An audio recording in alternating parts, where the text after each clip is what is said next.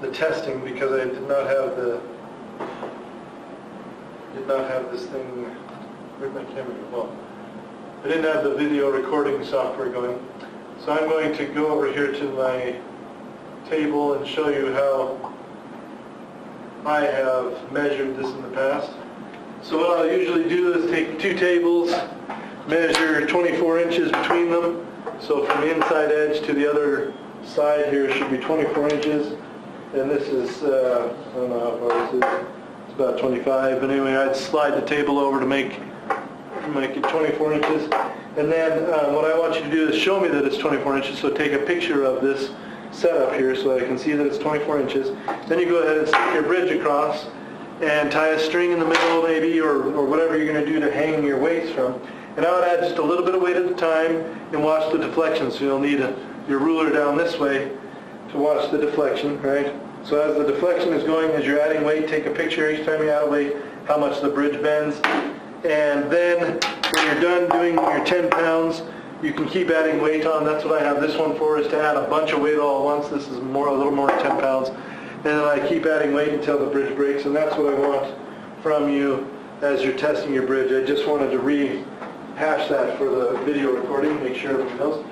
You can take a picture of each added weight and each deflection, or you can take a video of the whole thing if you want. It's easier with pictures, I think, because those send by email easier. But a video you can send me by Dropbox or whatever as well, or you can post it on YouTube, whatever you want to do. So now we're going to move on to Chapter 5. You may be wondering why we're skipping Chapter 4, but if you jump into Chapter 4, you won't wonder very long. There's a lot of mathematics in Chapter 4, and we're not supposed to be doing a lot of mathematics in this class, and so I decided to forego Chapter 4 and to move on to Chapter 5. The mathematics aren't terribly difficult, but because we did say that there's no math prerequisite for this course, I didn't want to have you jumping into a bunch of mathematics in that section. It's important stuff, so it's not a bad thing to look through. And if you're going into engineering, this is not a bad book to hang on to for the rest of your life, just to remember some of these concepts.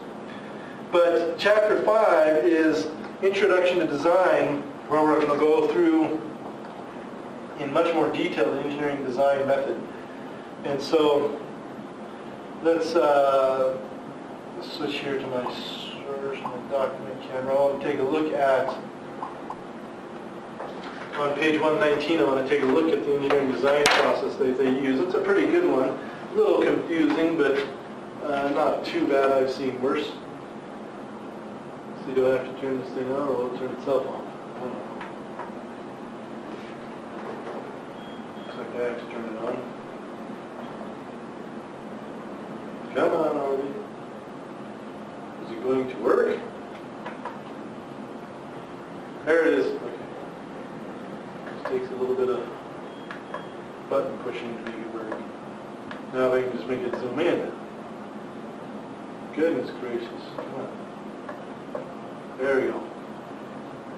Okay, so this is the engineering design process according to our textbook.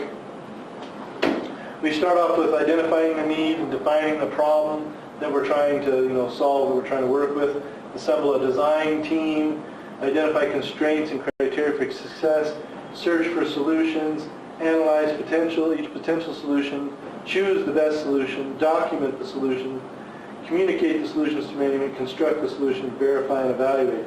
And these are all things that we tried to do in this first project with the bridge.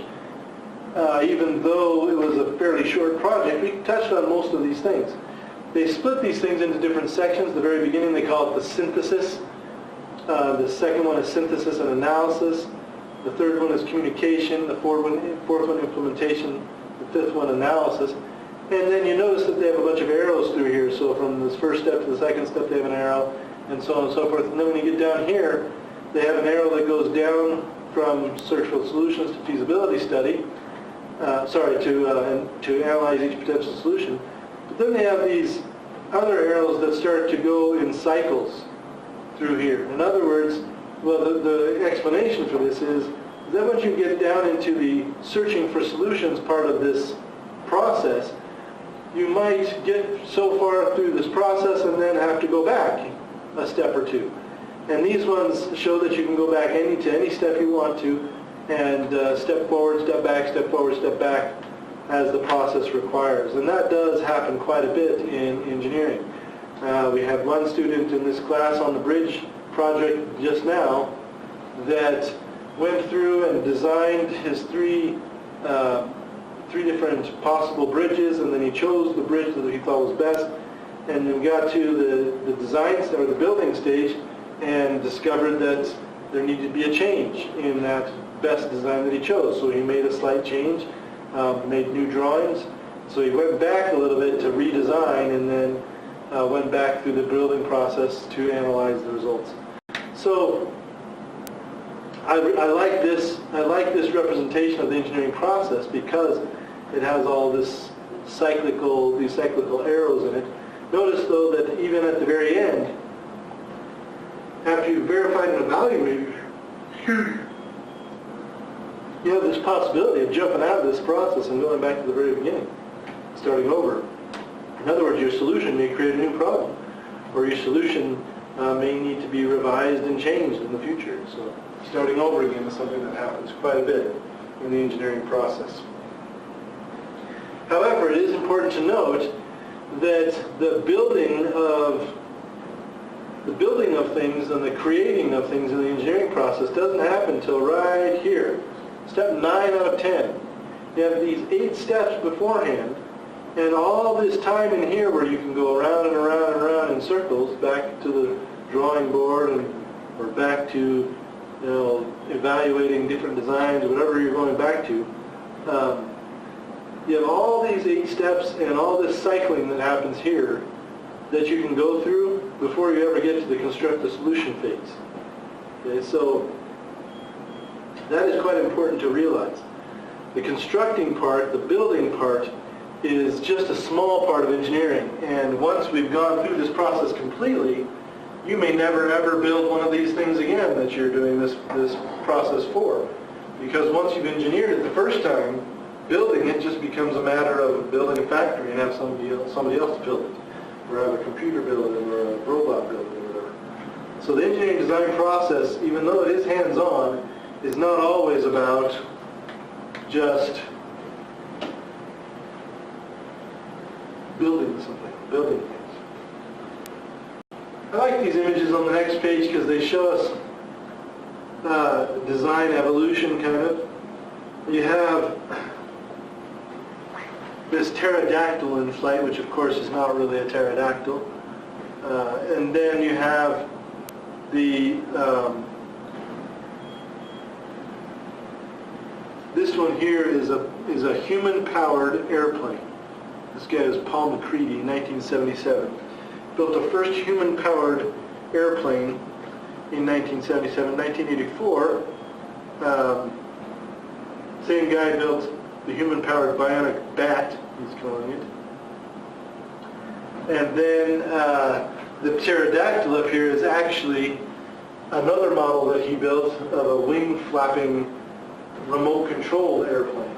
It looks like a pterodactyl, flies kind of like a pterodactyl would, but it is actually mechanical.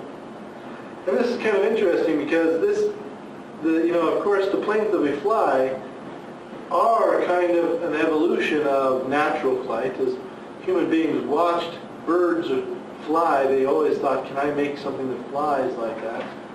But in the end, it ended up being very different. It took us all the way until he built this 1980, the flying pterodactyl. They don't say when he built it, but it was built quite a bit later. It's built recently. It took 100 years of flight before we were able to build a flapping bird kind of model, a flapping bird kind of plane. The Wright brothers, of course, their very first plane was very similar to this one, actually. It did not have any kind of flapping wings. It had fixed wings that were just using Bernoulli's principle to fly with. They weren't doing any kind of bird-like motion at all. And it was Leonardo da Vinci that tried to build a flapping wing airplane, and it completely failed. And gliders were then, people started building gliders, and everything from there that were fixed wing. Goodness, I don't know why I'm yawning so much. But anyway, it's interesting to see how nature has one way of solving something, and human beings have to take that idea and change it quite a bit. Of course, nature also has gliders. You know, hawks and eagles are gliders, but they also can flap their wings. Over here we have the picture of two cars, two very different automobiles. This first one up here is a solar car that was developed by GM and won some prizes for going across the desert in somewhere, Nevada or Arizona or something.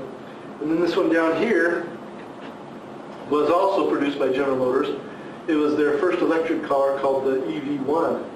And that particular car only lasted a short time and was actually pulled off the market for political reasons more than anything else. Now, of course, General Motors has made a different electric car called the Volt, and many car companies have actually made electric cars all around the world.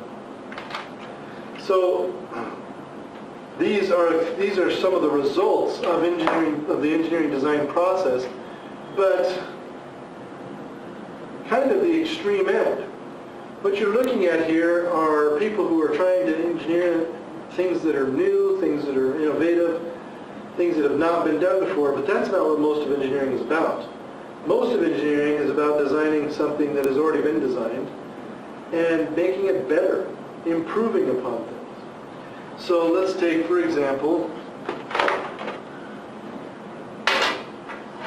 the wooden ruler, right? Here's my yardstick.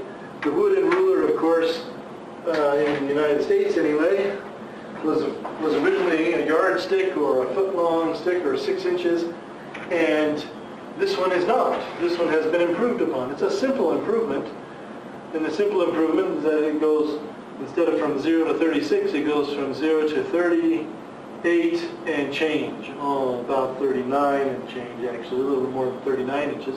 And why would you do that? Why would you make that kind of an improvement? It's a simple improvement. It doesn't take much engineering. Well, the reason is so that the other side can be 1 meter, because this goes from 0 to 100 centimeters. So now you have a meter stick and a yardstick combined. And believe it or not, this was not the first idea that came to light with this.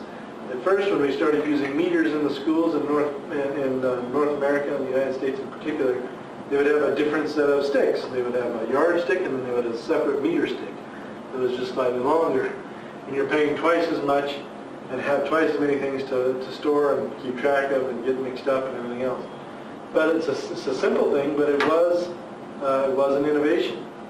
Well, how do you get even more innovative than this? Because most of the time we're using rulers on paper, and so you make a very simple innovation. Here's the simple innovation, very difficult to see with this background, but the simple innovation is this. It is a plastic ruler that is see-through, right? It has inches on one side and millimeters on the other side. You can flip it over and use it this way, as long as you can read backwards, read your numbers backwards. But this one can be used on paper very easily. You can see through it to measure things very nicely. And that's another innovation of the ruler. And it wasn't a new idea necessarily, it was just an improvement on an old idea. And that's what a lot of engineering is. It's an improvement on an old idea, where you take an old idea and you revamp it a little bit, change it a little bit, and it may have a huge impact, it may have very little impact. It may change things in ways that people don't even know. But it also may change the world in different ways. So you don't necessarily have to come up with a brand new design that nobody's ever thought of to make a big difference. You can have a lot of difference. Make a lot of difference just by redesigning. So there's a third kind of engineering, in fact. The first kind of engineering, which is the new innovation kind of engineering, which we looked at in the book with the electric car and the flying pterodactyl thing. Those are kind of things that nobody's ever done before. But if we go back to the idea of the electric car and the solar car, these are not necessarily new ideas either. They're not perfectly new ideas either. For example, this electric car has 4 wheels on it, just like any car does. And the chassis of the car, the frame of the car, the windows of the car, they're all made from existing car parts and existing car technologies and things that we already know all about. So the only thing that was really truly innovative was the electrical drive system and the battery system, the storage system. Same thing with this car here. This car has 3 wheels, and that's not the first time a car has been made with 3 wheels.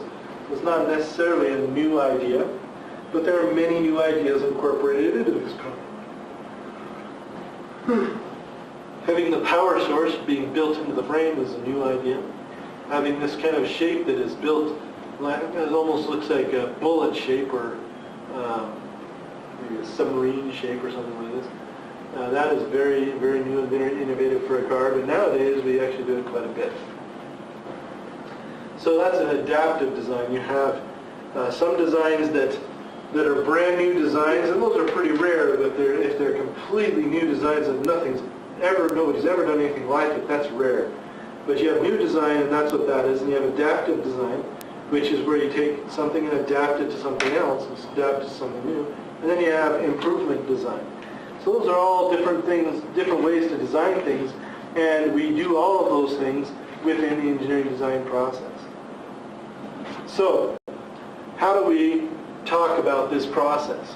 How do we learn about it? How do we understand how to use it? Essentially, you go through step by step and you practice it. That's my favorite way to do it. So I'm going to start with identifying the need and defining the problem right up here at the top. Step 1, identifying the need and defining the problem. And you can see that at the bottom of this page they have some discussion on it, and that's where they have these pictures. But there's so much more to identifying the need and defining the problem. And really it has to do with sitting down with a group of people and discussing things. Sometimes that group of people is a group of customers, or maybe just one customer. But what you're essentially doing is you're defining what it is that they're actually asking. So you need to ask questions, you need to take notes, and you need to probe the problem. You need to figure out what it is. An example of this would be, we need a coffee machine in our office.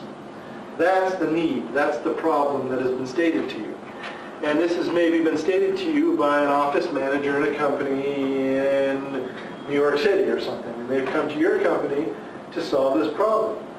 Well, almost immediately you should know that that's probably not the real problem, because a coffee machine can be purchased.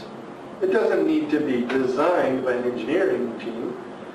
So immediately you should know, and things like that should trigger alarms in your head that there's more to be known. In fact, any question that is posed to an engineering company or to an engineer should be setting off alarms in some way and saying, you need to ask more questions. You need to get more information about what it is that they actually want and need, what the problem is that needs to be solved. So you meet with this office manager from this company in New York, and you start asking questions. For example, you ask, what have you used for your coffee in the past? What has been your solution so far? Because you want to know, one of the things that you might want to know is what you're replacing. Are you replacing another machine? Did everybody just bring in their own coffee? Did you have Starbucks delivering coffee or whatever, right?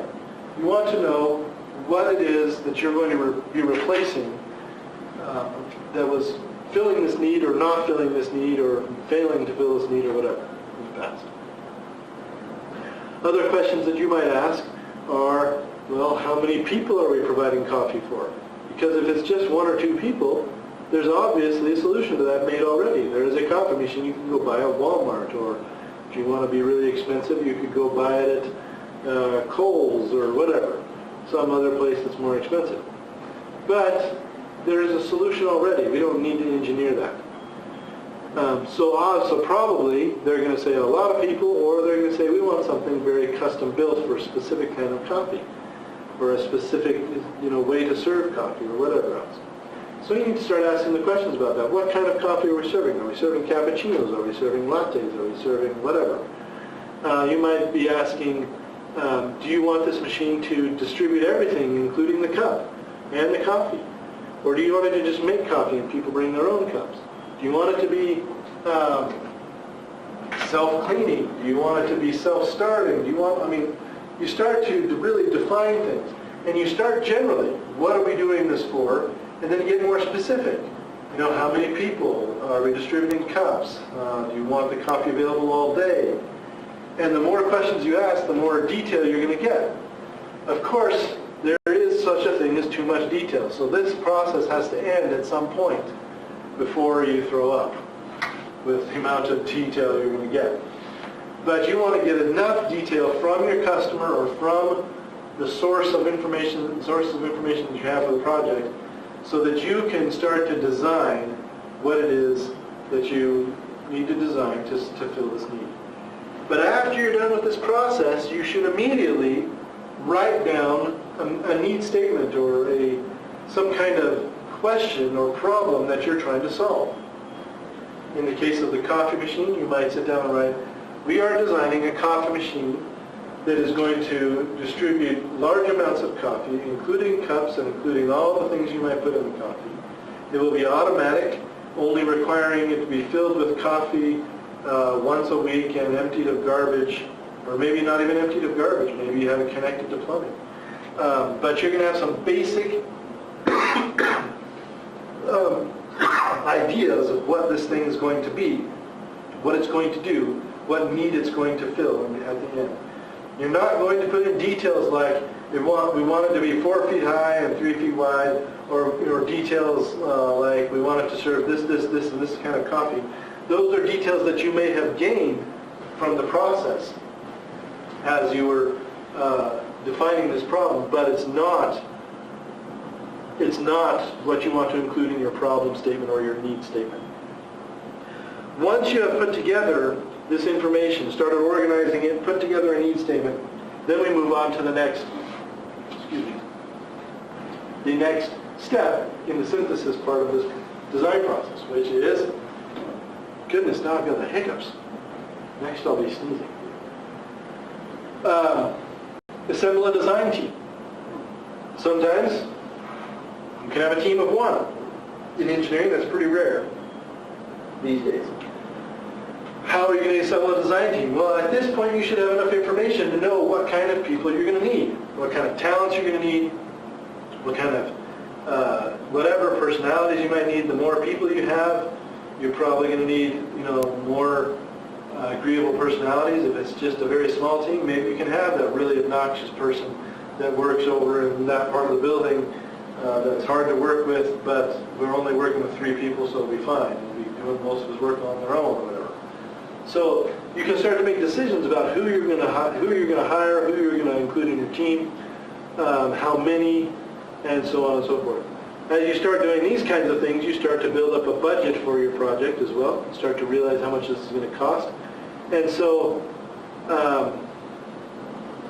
you can actually, at the point of assembling a design team, you could probably go back to your client or your employer or whatever it is, and say, I'm going to need this much money to do this project because this is what I need to do and these are the people I need to do it. And so once you've assembled your design team and given kind of assigned out some basic responsibilities, some basic realms of responsibility to start with, then you're going to start to identify constraints and criteria for success. In other words, you're going to start putting together some of those details, like how tall it needs to be, how much power it's going to use, what kind of coffee it's going to distribute. You start putting those things together, more and more detail. And the further we go down through this process, the more detail we're going to add every time. Because now that we've started to identify constraints and criteria for a successful project, we can start to understand what kind of materials we're going to need, what kind of machinery we might need, what kind of support we might need, parts, supplies, whatever. Anything that we're going to need to put together this project, we will know by the end of this synthesis part of the project. And then we start to search for solutions after we have started to put together the constraints and criteria for success. Searching for solutions, we're going to start doing, this is kind of what you did at the beginning of your bridge project, where you're looking at different types of bridges that have already been done, different methods you could use, different, whatever. So that's the point where you start to search for solutions, search for ideas, start putting together some preliminary drawings, some sketches, start brainstorming. You know, and at this point you're brainstorming for ways to make this work, and just, you know, throwing all the ideas you can out there so you can start to whittle them down to the best idea and choose the best idea to go with. So, that is something we're familiar with. You've searched for solutions, we analyze potential solutions. You got to look at the strengths and the weaknesses for each solution as they relate to this up here, which is the constraints and criteria for success. That identification of constraints and criteria for success are what you're going to use to determine which one is the best solution down here. So you're analyzing your solutions and choose the best solution from that analysis. Very similar to what we did in the bridge project, where you'll have a chart of things that you want to analyze about your design, and you have scores that you're going to give, and the things that are more important are going to have a higher weight. So out of 100 points, if something's really important, it might be worth 30 or 40 points, or something that's less important might be worth 10 or 20, and something that has very little importance might be 10 points out of 100. And then you choose your best solution, the same way we did. Once you have chosen your best solution, we do just like we did in the bridge process. We're going to start to document the solutions. We're going to make lists of the parts that we need, lists of the supplies, lists of the machinery, lists of the tools, lists of the people we're going to need if we need people. And then you're going to make drawings upon drawings upon drawings that get more and more complex, more and more detailed as to what you're actually doing, just like we did with the bridge, to the point that you're actually drawing the parts in and using those exact parts in that exact way. Once you've got those done, you need to probably get them into your boss, if you have a boss. If not, you should discuss those things, make sure they're correct, and then start going on to prototyping your solution and verifying, testing it, and verifying that your solution is working out. And of course, you can go back through the process if any of these things don't work out for you. As you come down through this process, you can cycle back through, start again, fix it, and go back down through the process.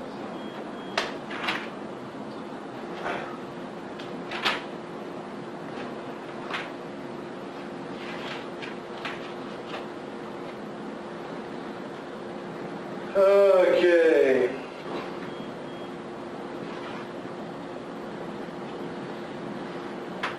Now, there's an example in our book here about a need that needed to have a solution, and I say need in kind of a loose way, but it definitely considered a need these days, and that is the need for color television.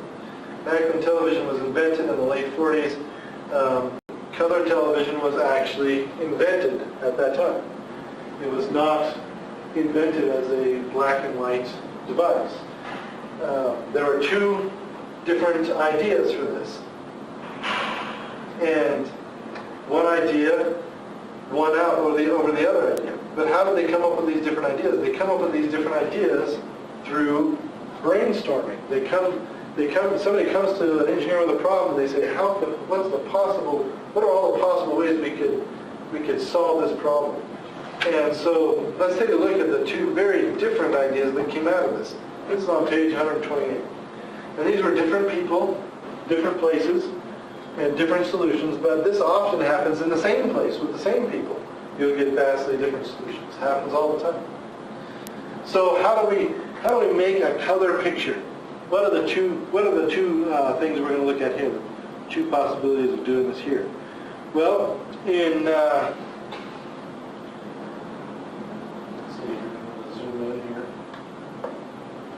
this is the first one at the top here. This was developed by Nipkow. What was his first name? I don't remember.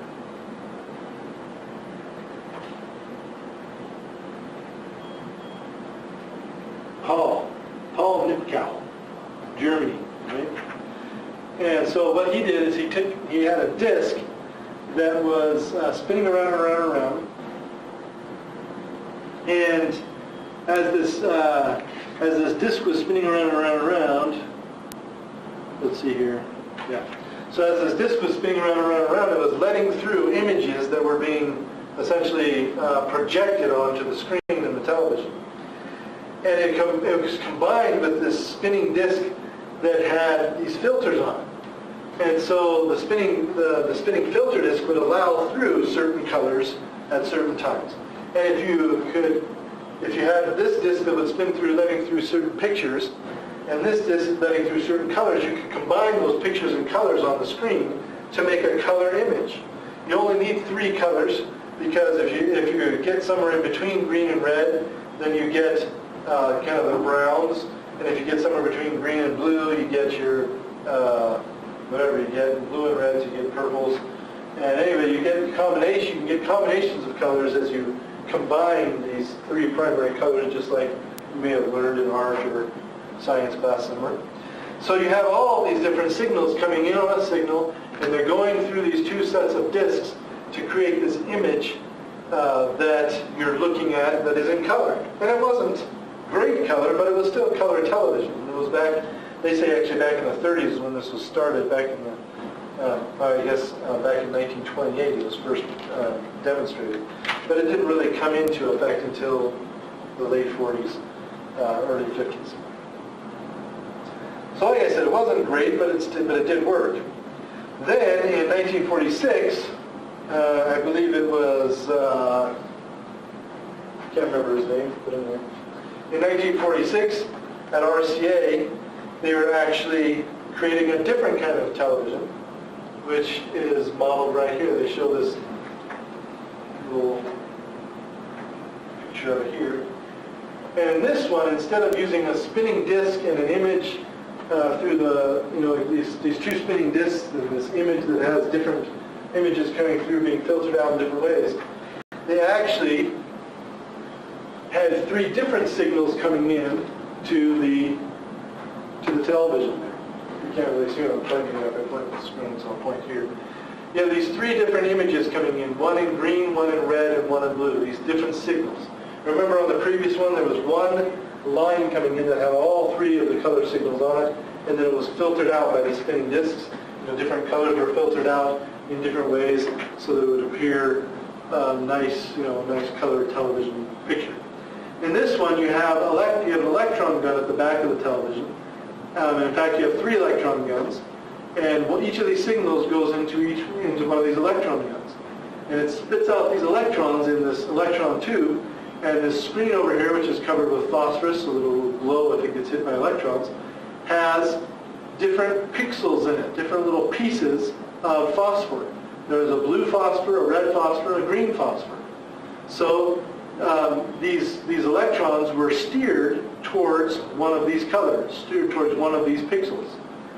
And if it was steered towards the red pixel, then you would get a red color. If it was steered towards blue, you would get blue, and green, you would get green. And through the combination of these, you could get just about any color. You could get your purples and your oranges and whatever else is by just mixing up these 3 colors. And it turns out that the green phosphor is actually greenish yellow.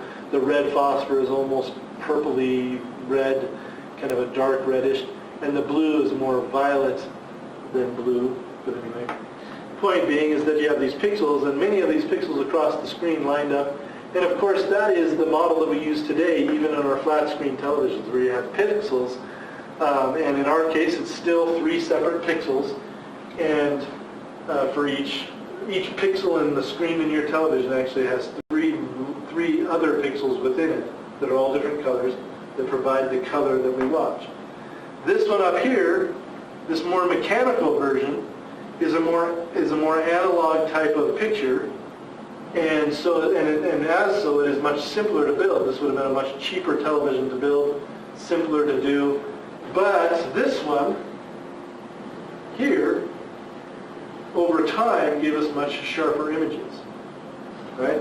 What's the advantage to each one of these? This one, you have a single signal coming into the house. This one, you have 3 signals coming into the house. So this one has much more complex wiring to get into the house, to get the images on the screen, which means the electronics inside the TV have to be much more complex. So 2 very different approaches to making a color television. One was adopted, one was not.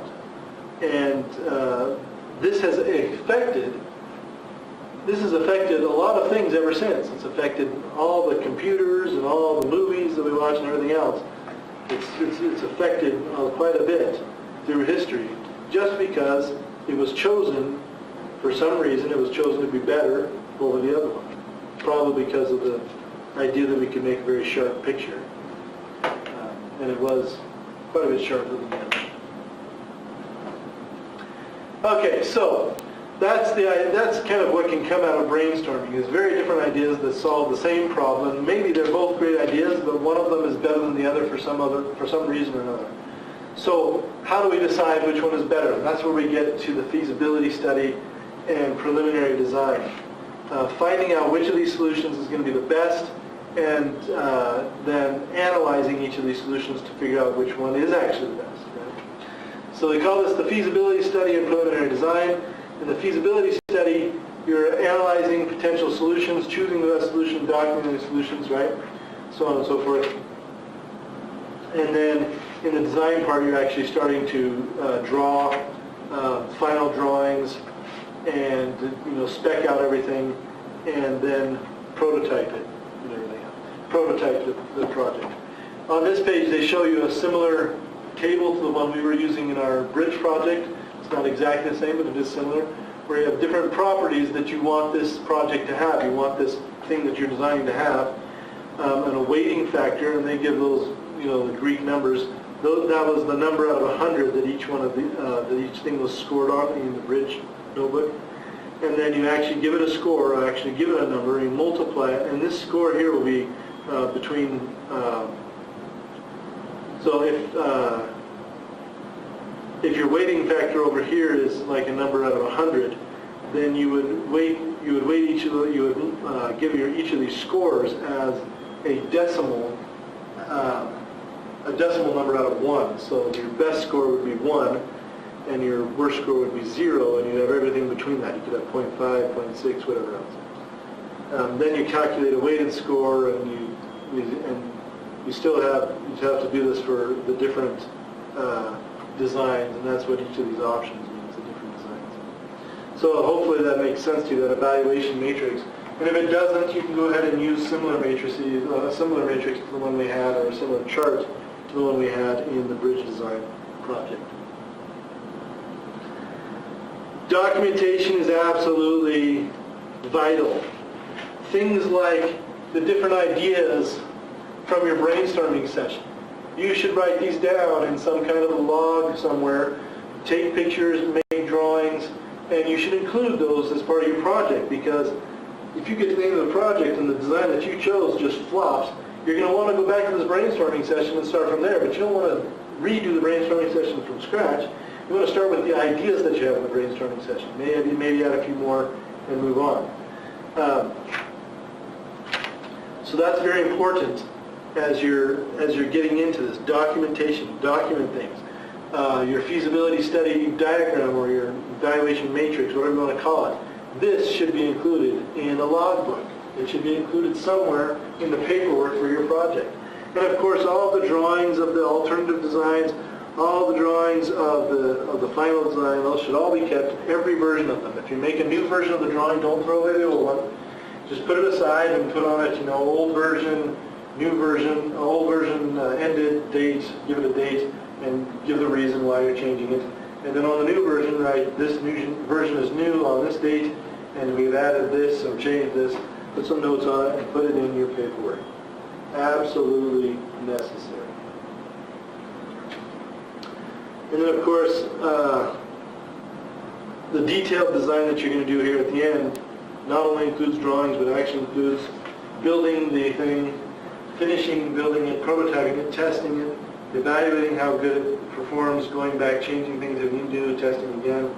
And that can be a long process, but it is important.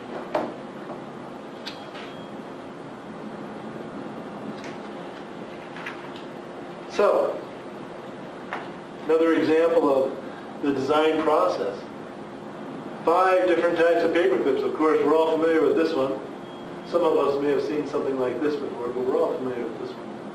But how many of us have actually seen these 3? I haven't. So you can come up with all kinds of ways to clip paper together even.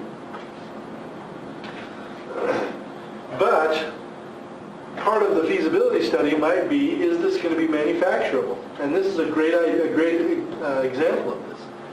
Can you make this thing and make it in such a way that you're staying within the constraints of the project? Because one of the constraints of a paperclip design would be that it's cheap.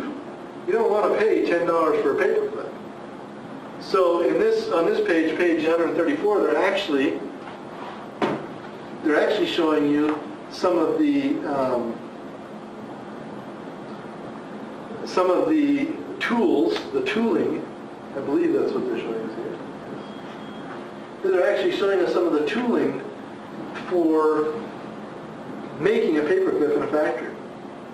And you can see that these paperclips are not necessarily, these tools are not all the same. Some of them are much more complicated than others. And of course this one here,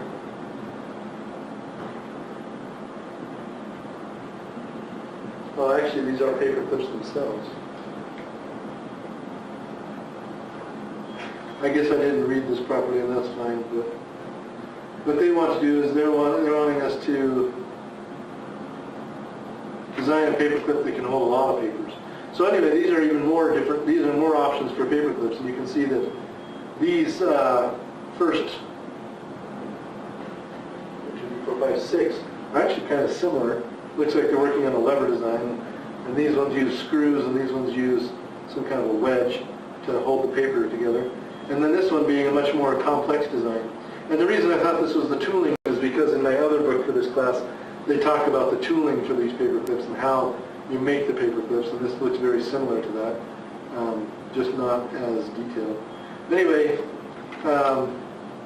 it is actually an important thing, and I am going to mention it. I should have brought my other book in here so you can see the tools that they use to build these paperclips. The feasibility should include how hard is this thing going to be to manufacture, because that's part of engineering. And again, here they have an evaluation matrix for these different things, so just another example of some of the paperwork that you would do for the design process. So that is all we're going to hit today. We actually hit 2 sections and we were supposed to only hit 1. Section 5.1, 5.2. If we have time later, we'll do another example of this process. I have some better ones than this paperclip one, but we'll do an example of this engineering process demonstrated in class how it's done. But then we eventually do want to get on to 5.3, which is a much more complex process or a complex project, which is the robotic arm on the space shuttle, which happened to be engineered in Canada. And you know that because it says Canada on it. But we are going to be doing a similar kind of robotic arm later in this class. So this is an important one we want to spend some good time on. At this point, we are done for today, and I will end this recording. Make sure that you do get your test of your bridge done, pictures sent to me of each test with each weight, and test it until failure. See how strong your bridge can be, and send those results into me. I also, with that bridge test, I would like your completed bridge worksheet with anything you've added to it, any pictures you've taken, any notes, any calculations you did, anything that you filled in with that should be in it, and send it to me. You can scan it to me or send me pictures of the pages or whatever, or you can send it in the mail if you want, whatever works. But I would like that sent in with your final bridge project testing videos or pictures. So then we will be done with that project and move on to the rest of Chapter 5 in our next project. Since I can't hear any of my students still, we will just assume that there are no questions. If you do have questions, please send me an email or give me a call. I will be in my office for the next hour, and then I will be here teaching this afternoon, so I will answer all the questions that I can, and then I'll be available also later. Have a good day.